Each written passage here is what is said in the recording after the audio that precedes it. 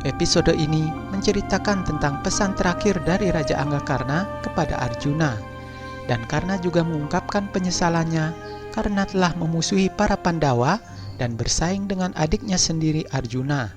Setelah dalam episode sebelumnya, Dewi Kunti mengungkapkan siapa jati diri Karna yang sebenarnya, yang tidak lain adalah kakak tertua dari para Pandawa, dan terlahir dari hubungan Dewi Kunti dengan Dewa Surya.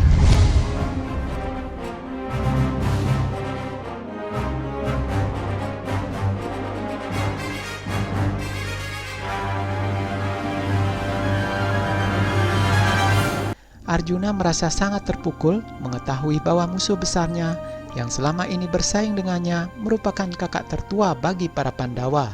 Lalu bagaimanakah ia bisa membebaskan dirinya dari beban dosa yang begitu besar ini?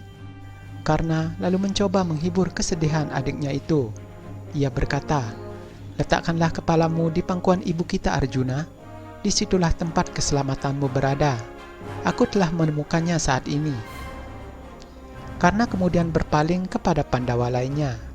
Karna lanjut berkata, "Adik-adikku yang tercinta, sebagai kakak tertua kalian, maukah kau mengikuti permintaanku ini? Kalian jangan lagi menghina Ibu Kunti. Biarkanlah semua berjalan sesuai takdirnya.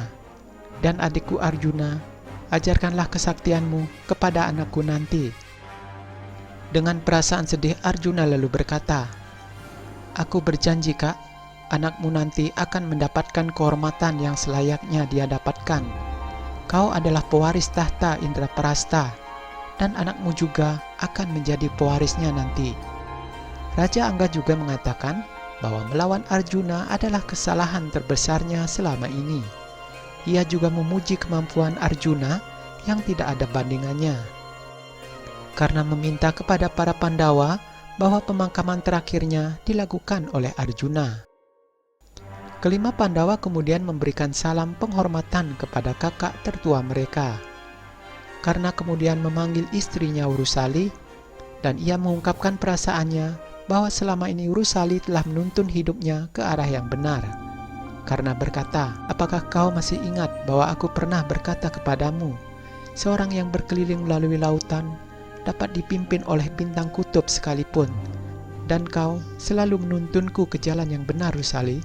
Akan tetapi kebahagiaan untuk mendapatkannya telah aku sia-siakan.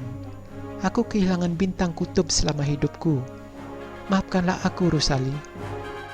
Karna lalu berpaling kepada ibunya Dewi Kunti, dan ia meminta izin untuk pergi selamanya. Perasaan haru menyelimuti hati mereka. Seiring dengan nyanyian Dewi Kunti yang mengiringi kepergian anaknya untuk selama-lamanya, upacara penghormatan terakhir Raja Angga pun segera berlangsung dengan hikmat. Setelah memberikan hormat kepada jasad Karna, Arjuna lalu menjinjing kendi yang berisi bahan bakar untuk membakar jasad kakaknya Karna. Pangeran Arjuna menaruh busur Karna di atas kayu pembakaran, kemudian api dinyalakan untuk mengkremasi kakaknya tersebut. Di tempat lain, Aswatthama merasa kebingungan untuk mencari temannya Duryodhana. Terlihat Duryodhana terduduk lemas di bawah sebuah pohon. Putra Guru Drona itu segera mengajak temannya itu untuk kembali ke tendanya. Namun Duryodhana yang sudah patah semangat menolak ajakan tersebut.